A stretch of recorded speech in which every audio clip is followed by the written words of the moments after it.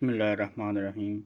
حضرت عائشہ صدیقہ رضی اللہ تعالیٰ عنہ کی نبی صلی اللہ علیہ وآلہ وسلم کے ساتھ گزری زندگی کے چند خوبصورت واقعات پیش کیے جا رہے ہیں۔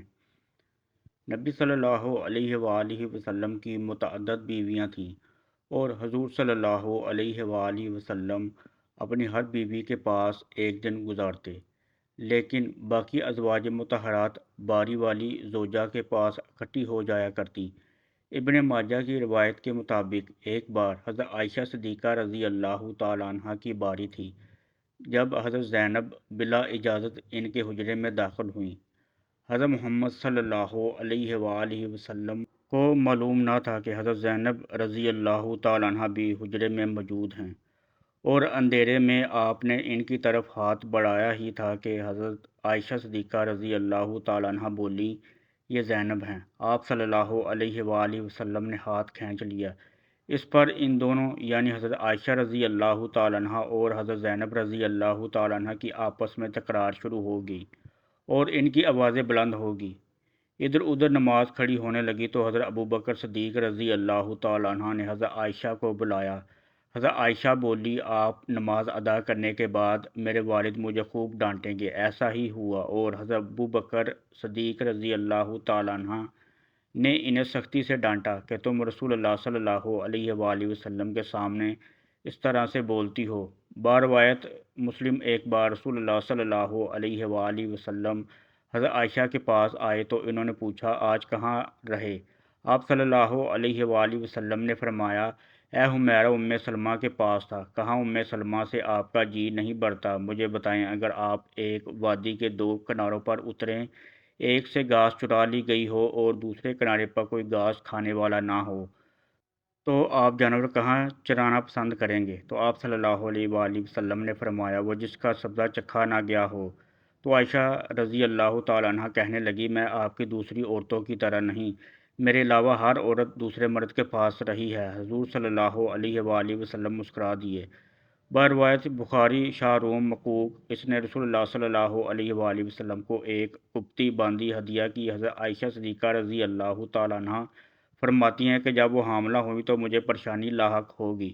ابراہیم کی ولادت ہوئی لیکن ماریا کو دودھ نہ آتا تھا۔ آپ صلی اللہ علیہ وآلہ وسلم نے بچے کے لیے دودھ دینے والی بھیڑ خریدی جس کا دودھ پی کر وہ موٹا اور سرخ و سفید ہو گیا۔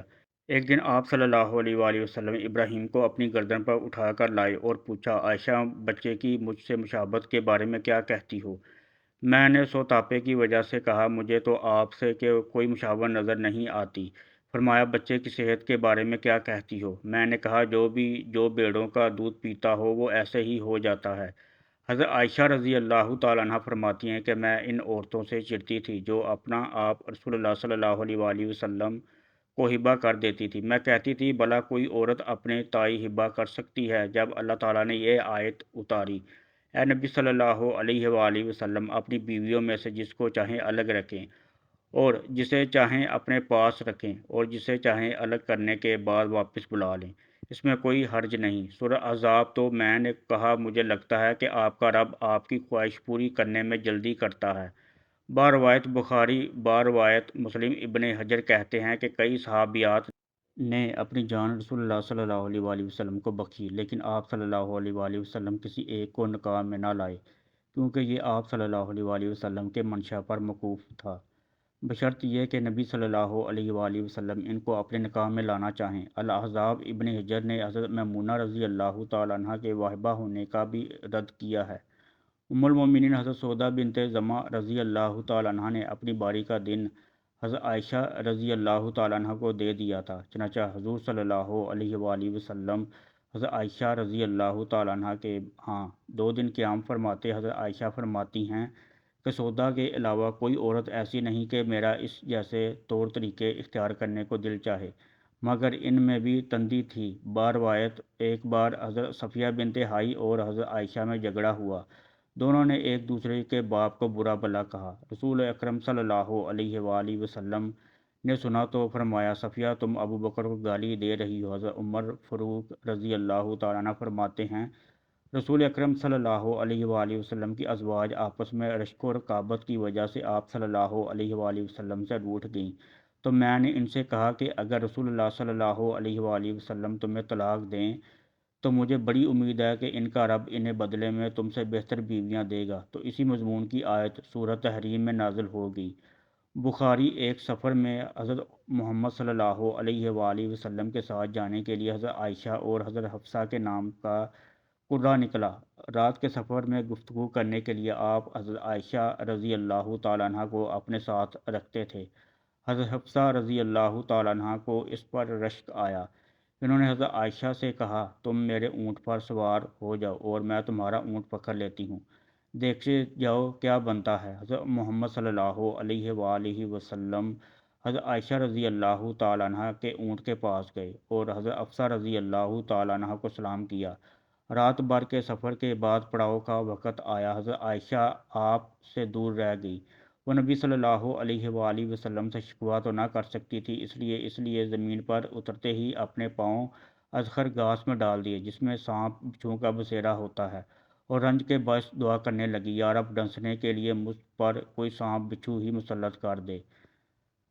باروایت بخاری باروایت مسلم نبی صلی اللہ علیہ وآلہ وسلم اپنی ایک زوجہ حضرت عائشہ رضی اللہ تعالیٰ عنہ کے پاس تھے۔ اتنے میں ایک دوسری بی بی حضرت زینب رضی اللہ تعالیٰ عنہ نے کھانے پر رکابی بھیجی۔ حضرت عائشہ رضی اللہ تعالیٰ عنہ نے جس کے ہاں نبی صلی اللہ علیہ وآلہ وسلم تھے لانے والے خادم کے ہاتھ پر ایک ضرب لگائی تو رکابیں گر کر ٹوٹ گئیں۔ آپ صلی اللہ علیہ وآلہ وسلم نے گرا ہوا کھانا اور کعبے کے ٹکڑوں کو اکٹھا کیا اور خادم سے فرمایا، تمہاری اماں ام المومنین عائشہ کو رشک آ گیا تھا۔ خادم کو روک کر آپ صلی اللہ علیہ وآلہ وسلم نے گھر سے نئی رکابی دے کر رخصت کیا۔